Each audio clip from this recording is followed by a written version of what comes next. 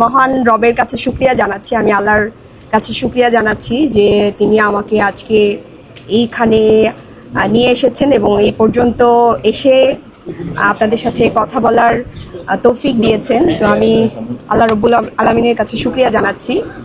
তো আমি এনসিপি থেকে জোটের মনোনীত প্রার্থী। তো সেক্ষেত্রে আমি শুরুতে এনসিপির কে ধন্যবাদ জানাই, আমার দলের আহ্বায়ক এবং যারা এই সিদ্ধান্ত নিয়েছেন, সিদ্ধান্তের সাথে আছেন, তাদেরকেও ধন্যবাদ জানাই যে তারা আমাকে এই জন্য যোগ্য মনে করেছেন এবং তারা দল থেকে আমাকে মনোনয়ন দিয়েছেন।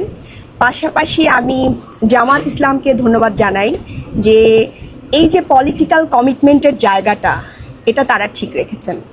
একটা জোট আসলে একটা কমিটমেন্ট, সেটা দেশের স্বার্থে, জনগণের স্বার্থে আমরা একসাথে কাজ করব, এটাই আমাদের কমিটমেন্ট ছিল এবং জনকল্যাণের স্বার্থে। তো সেইখান থেকে দেখেন অনেক বড় বড় পার্টি আছে, তারাও জোট করেছেন, কিন্তু তারা কিন্তু তাদের পলিটিক্যাল কমিটমেন্ট বা জোটের প্রার্থীদেরকে, অনেক বেশি সিট থাকার পরেও তারা কিন্তু জোটের প্রার্থীদেরকে ওইভাবে সম্মান করেননি।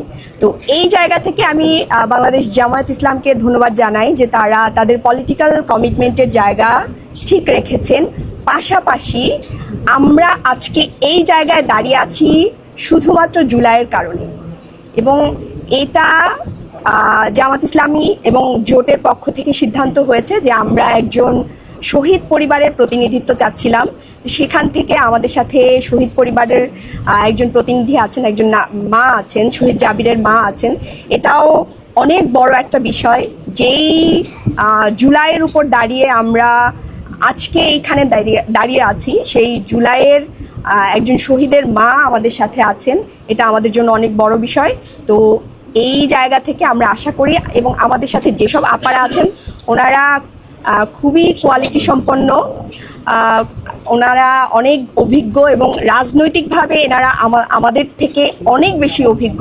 আমি আশা করি এই যে জোটের যে নারীদের পথ চলা, এটা খুবই সুন্দর হবে এবং আমরা নারীদের সামাজিক সুরক্ষা, নিরাপত্তা, স্বাস্থ্য, শিশু স্বাস্থ্য, তারপর এই যে আইন প্রণয়নের ক্ষেত্রে যে ভূমিকা রাখা দরকার, এগুলো আমরা ইনশাল্লাহ একসাথে জনকল্যাণ স্বার্থে আমরা করতে পারবো ইনশাল্লাহ।